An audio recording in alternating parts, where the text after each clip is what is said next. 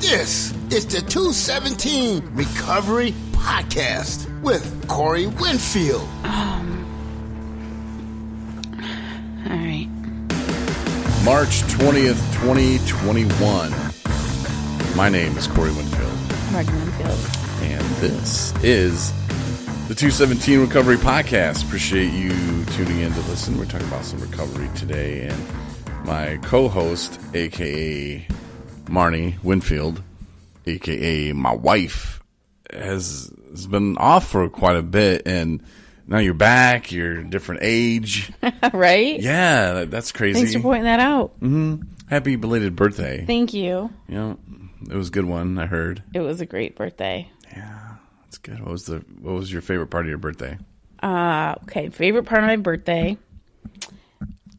is... Oh, you can't talk about that stuff. No, for real. Favorite part of my birthday is I'm at work, and I usually don't answer numbers that I don't know. If I'm... Well, actually, I've started to answer numbers that I don't know. Yeah, for work, because it's a work phone now. But anyhow, didn't recognize the number, and it was a local Traverse City number, so I answered it. And my first instinct was to hang up because it sounded very... I couldn't tell if it was like a spam advertisement or it sounded just... It was a very animated voice, and come to find out, my lovely husband had called the radio station. I didn't call them. Okay, emailed them. I did email them. Notified, communicated with the local radio station that I absolutely love, 106 KHQ, that I listen to on my way to work in the morning and then throughout the early morning hours when I'm in my vehicle. And the DJs had called me to wish me a happy birthday. Radio personalities? Okay, radio personalities, sorry. So, it was pretty fun. And, yeah, they inquired about, what I did. And then Rochelle made a joke about saying that you had said that I was turning 29 with a question mark. Yeah, so I had to correct that on the air, for the rest of the world to know that I'm wonderful 41 as of Wednesday. So, good job. Thanks. I'm glad that you like that. I figured you would. Yeah, I did. I got you a massage. Yeah, you did. I haven't been able to. I need to schedule it. Is what I need to do. You need to before I take it back again. Because that's what happened last year. Last year I got you a massage for you and your mother. Yeah. Because I figured I was still trying to win everybody over. I was like, I know what I'll do. I'll get a massage for her and her mom. That's what he gets me for my birthday when we're dating last year. Yeah, I figured your mom would really be your favorite. I was like, wow, who are you trying to... What is this? It's not her birthday. What's going on? Well, yeah, but it's kind of her day too, Well, I guess in a way, yeah. She birthed you. So, and then we returned it because it was COVID and didn't look like there was any time soon when I'd actually be able to enjoy my birthday gift. So here we are again. Well, see, that's what I'm saying. You better use it. I know. I will. I'm excited. I'm excited about it. No, it was a wonderful, wonderful gift. Yeah, I'm glad that I could be present for your birthday. I'm glad you were present for your birthday as well. Yes. We've come a long way. We actually had, I guess you could call it a birthday dinner with your father tonight at a place that was horrible for pizza. You said it was great pizza. I thought it was going to be better than Ann Arbor. I guess somehow like years pass and what you thought was great it's not so great anymore. My memories were skewed. And when I saw a local chain on the corner, I was like, honey, this better not be like a Hungry Howie's or something you're taking me to. And it was a little bit different, I guess. It was. I mean, it was. I wasn't as good as I remembered it. We'll just say that. But it was a good time to spend with my dad and his girlfriend, Mary, who's very sweet. Yeah, and we talked COVID shots with them. We talked about COVID vaccinations which I don't think I have to get one now. I don't know. You go from one to the other. First, you talk about how I think I have COVID. Every other time. Them's just jokes. Okay. Well, if you had the vaccination, then we could bypass all those. Well, no, because I was listening to The Ticket, 1310 The Ticket, the best radio station in the land. And my man Gordon Keith was on there talking about a report that he had saw or read. So, I mean, I guess it's like third-hand news, but still, if Gordon's saying it, I believe it sometimes. But he said that if you had Neanderthal genes, that people with Neanderthal genes don't get the COVIDs. Okay, you mean Neanderthal, like cavemen? Yeah. So, like... Because, like, back in the day, some of my ancestors on the line saw a little pretty cave woman. Or maybe it was a woman who saw a pretty caveman and was like, yo, what you doing over there? Because, like, they had parts that would intertwine. It's not like trying to have sex with a cat or something. Or dog or whatever. You know, like, that wouldn't happen. But Neanderthals and Homo sapiens could knock them boots. And they did from time to time. So we're not all from Neanderthal? No, not everybody. What, you think everybody is? No, I'm just saying it's interesting. It's an interesting idea. Thank you. Okay. Yeah, so the report he read, which I have not read personally, but I heard him speak of this, and he said that if you have Neanderthal genes, that you're good to go.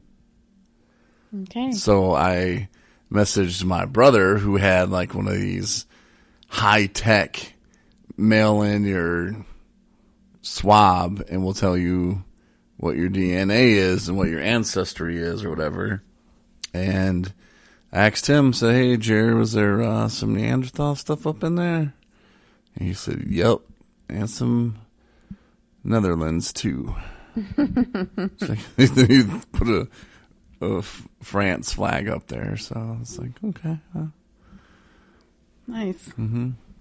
So we're in Ann Arbor. Yeah. Visiting here in Ann Arbor. And Ann Arbor, obviously, most people know, is a college town.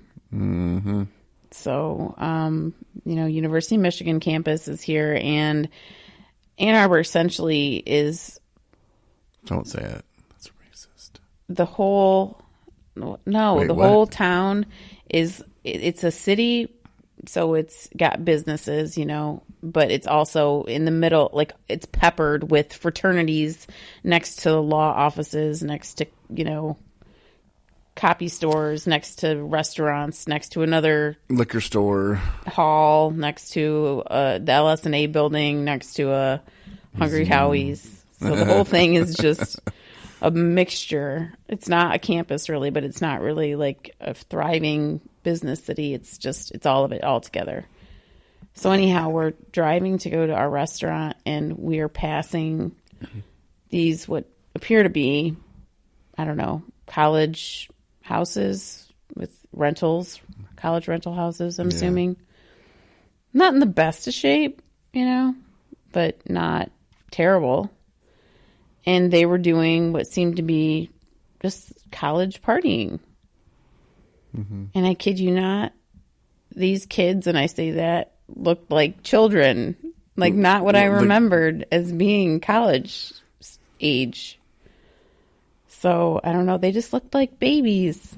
I think that's a reflection of us getting old. Probably. Like we've hit that stage now. Yeah.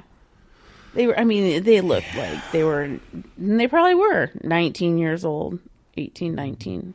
Old enough to be their dad. Beer pong playing, and I'm just like, ugh, yuck. But, doing the normal college thing, I guess, and a lot of people do it. But it was kind of just walking down memory lane somewhat. Oh, from your partying days in college? Yeah, I guess so.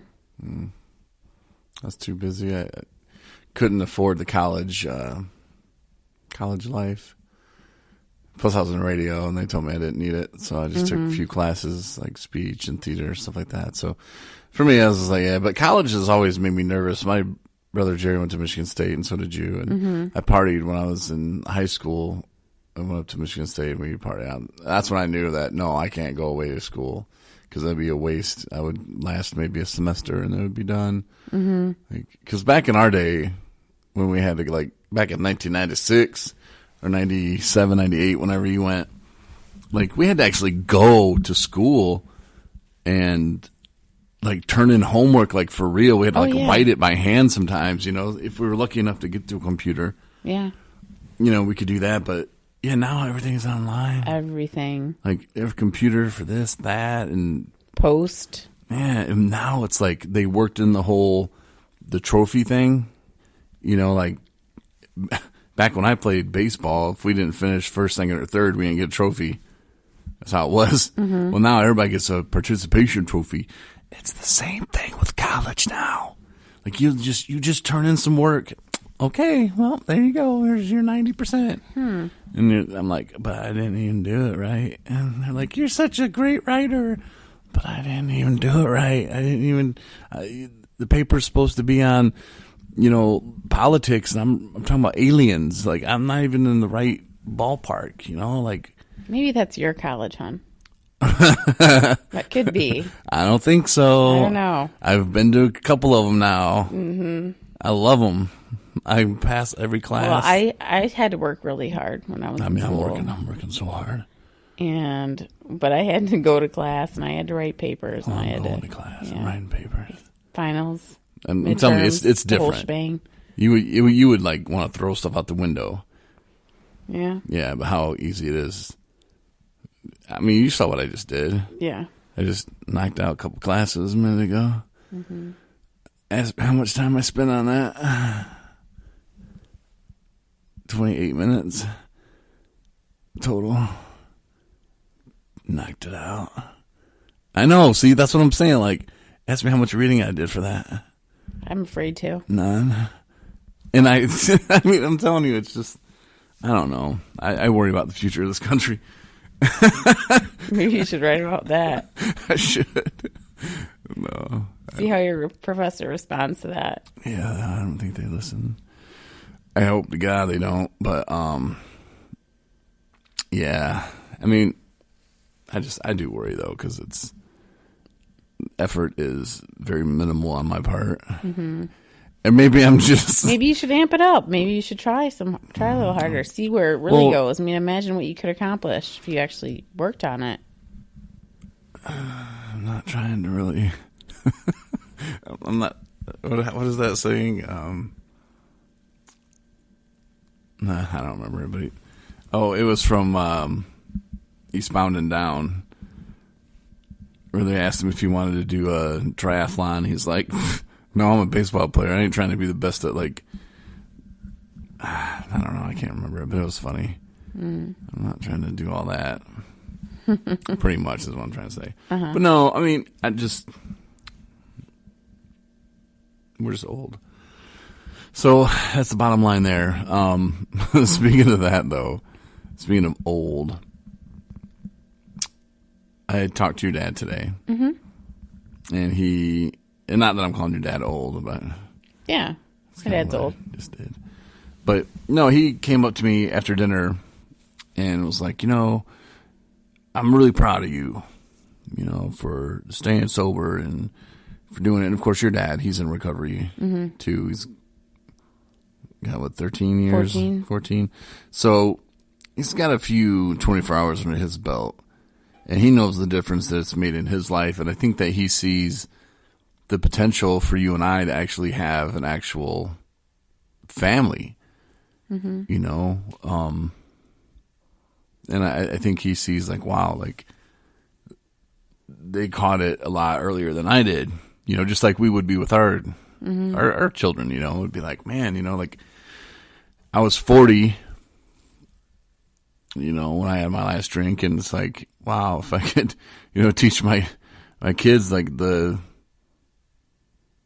facts of addiction and how, marijuana is a part of that, and beer and it leads to other drugs and cocaine and meth and heroin, and just explain to them, this is what it does, and this is what ruins your body and your mind, and maybe they never do it. Who knows? There'll probably be a bunch of other drugs by then too that'll pop on the scene, or how fast heroin's changed, which I guess people are like, oh man, it's been around forever, but recently in the past 10 years, I'd say though, with fentanyl being involved, and just you never know. And then people making meth, and now they're making ice, and I mean they're constantly changing it, and it's I want to say cute, but it's not cute how the government will step in and say, oh well, you need to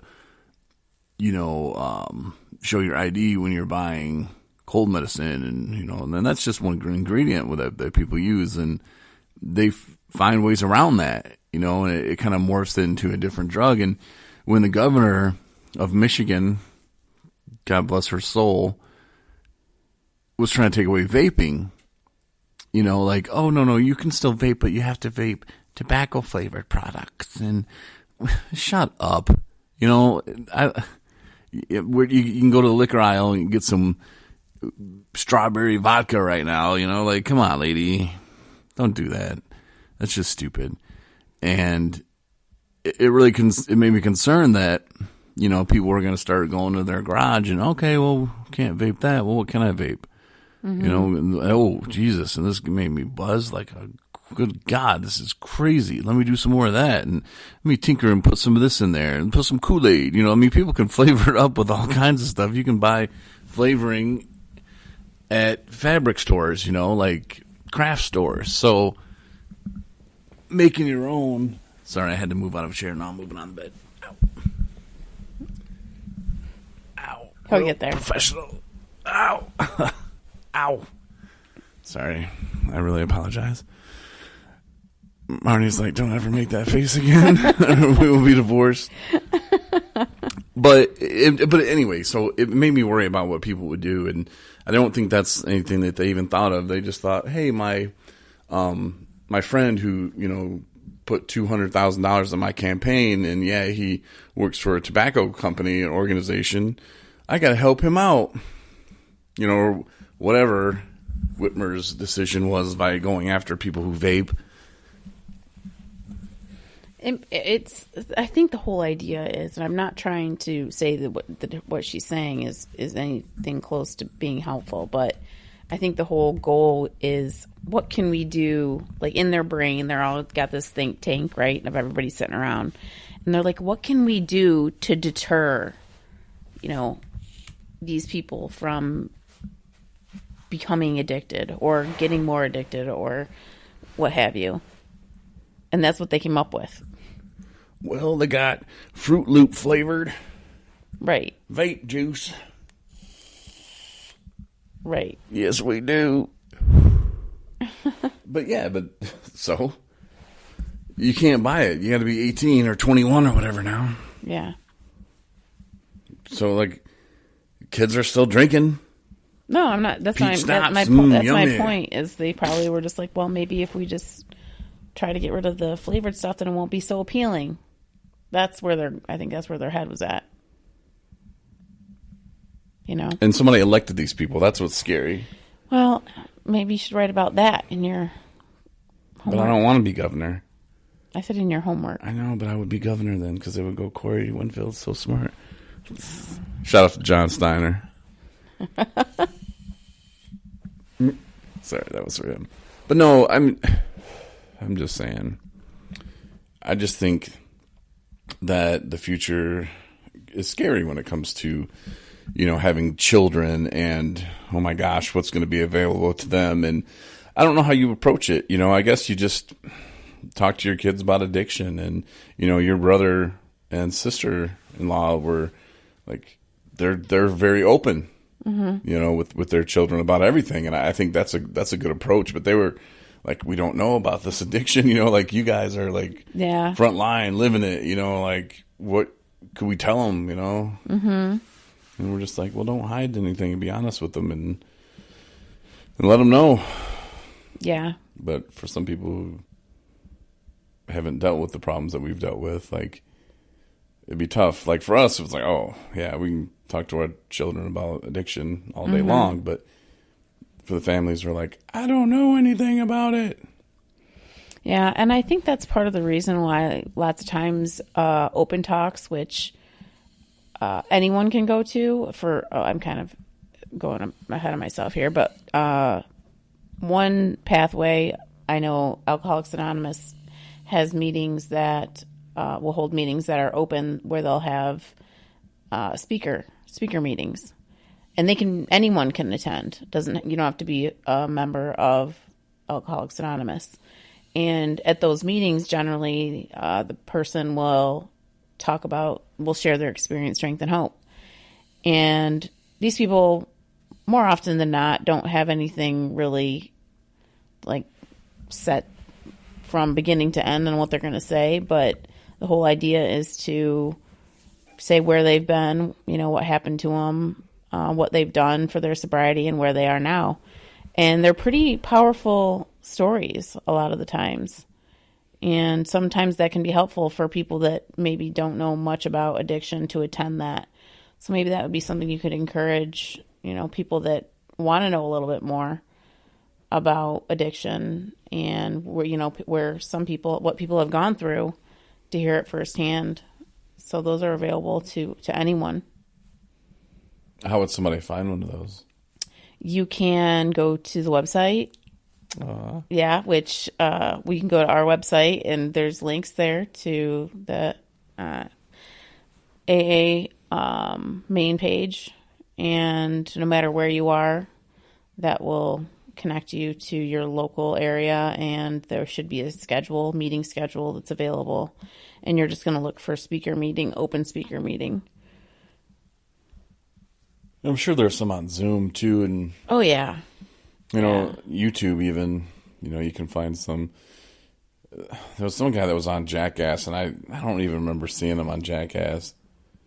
But people were like, "Oh, his story's really good." I haven't watched it. I mean, I don't know. Not that he was glorifying his drug use, but it just kind of seemed like, I don't know. But and that's the thing too. Everybody's different. What he is saying really relates to some people, and what I say probably doesn't relate to people. Like some of the stuff you say relates to people, but I don't know. It's different for everybody, really. Yeah. But so lately, I've had a couple people reach out to me, and one called us on the way here, and he's a big fan of the podcast. He said that, we're one of 3 podcasts that he listens to on the regular. Us, Joe Rogan, and I can't remember who the other one was, but he says he listens to them all the time, it's the top 3. I asked him how he's doing because I was driving. I couldn't take the call. And, he said he was bad. And obviously I'm in Ann Arbor. There's nothing I can do. He's across the other side of the state. And, I just told him to be strong and, if he needs a detox, to let somebody drive him to a detox location. But then I started thinking too, like, well, how's he going to call to see if there's even a bed available in detox? Like, I don't even know if that number's listed for people to call, and I don't know, I start thinking about how few detoxes there really are. And in Bay City, their hospital actually opened a floor. I think we talked about this. And it's like just this huge detox place, man. And I thought that was really huge. And I heard somewhere else, maybe a Gaylord or something was doing that too. I could be wrong on that. But I heard there was somebody else doing that same thing. So it's a place for substance abuse disorder individuals to medically detox from any drug? Yep. Any drug? Yep. That's good to know. I know. That's huge. Wow. I was like, this is what's needed to be happening for a while. And if you've ever shown up at a hospital and you're withdrawing from heroin, or alcohol, it's not fun. We don't get treated the best. No. But we don't really know where else to go and what else to do. And, my mom, and I didn't even know it was true at the beginning, but she's like, you can die from, withdrawing from alcohol. I'm like, no, not me. Still that whole not me thing. Yeah, that's still there a little bit, just so you know. You still have that attitude. Yeah. Yeah, not me. But that's what I thought, though. I was like, no, that's other people. They die from that, not me. And, thank God I had never had like a bad seizure or anything, but I don't think I have. I don't know if I remember that last time I drank. I woke up and it's 3 days later, so who knows? But that's why my mom would make me go. She'd be like, you gotta go to the hospital. We're gonna get you there now, and then call the ambulance, or she'd get me in the car and we'd go and get there, and they'd just be like, what do you want us to do? We're not a detox facility. Mm-hmm. Well, we don't really know what else to do, and I heard you can die from this. Yeah, you can, but shouldn't drink. Yeah, a little late for that now, lady. That's what I was told one time by a nurse. She's like, well, you shouldn't drink then. Yeah, Yep, you're right. Boy, the way she put that, I'm surprised I even picked it up one more time, Like, let me explain how addiction works to you, lady. But anyway, I don't know. I don't mean to sound so negative tonight, but we're kind of in an off spot, and it's hard to get comfortable in this hotel room. I don't know. It's really weird. But no, it was a good day, though, and this is definitely not our typical podcast. Right. So if this is the first time you're listening, forgive us, or forgive me anyway. Marney, I think you're doing a great job. I'm just kind of all over the place with it. All right. I think I had too much sugar, maybe. I don't know. Maybe. But thanks for listening. Unless there's something else you want to say. No. We'll probably be coming to you from here tomorrow as well. Hopefully, maybe Corey can find a more comfortable position to sit in and stay there. Well, I started in the chair, then went to the bed. Now I'm in another chair. Moving the whole time. It's kind of comical, actually. I'm glad you enjoyed it. I'm gonna have a guy on this week. His name's Robert. I want to say his website's recoveryguy.org. Oh yeah. And I'm gonna have him on, I think, Wednesday. No, because we don't do podcasts on Wednesday. So Tuesday is when I'm gonna have him on. Good. So I have a pretty busy first part of the week next week. But yeah, Tuesday we'll have him on. And I listened to some of his podcasts. He's a real old school cat. He's got 34 years of sobriety, this guy That's does. crazy awesome. I know. But he's just so, like, I guess he lives in Utah, but he's so California. Like, at least that's what I would think a California person. He's just so, like, laid back and just, yeah, man, like... I don't know. He's got this flow to him, and he reached out and just wanted to kind of introduce himself, and he's said that he does his thing, but he doesn't really have listeners or anything. But he just I dig you guys, and so I figured, we'll have him on. Good deal. Seems like a cool dude, and that'll be Tuesday, and we got hats being made. Yes, we do. Yes, PGI in Petoskey, Michigan. And they're going to be awesome, just how we like them. Should we tell this? Okay, I got to tell the story, though, real quick. Okay, go for it. Or should we save it for tomorrow? We can save it for tomorrow.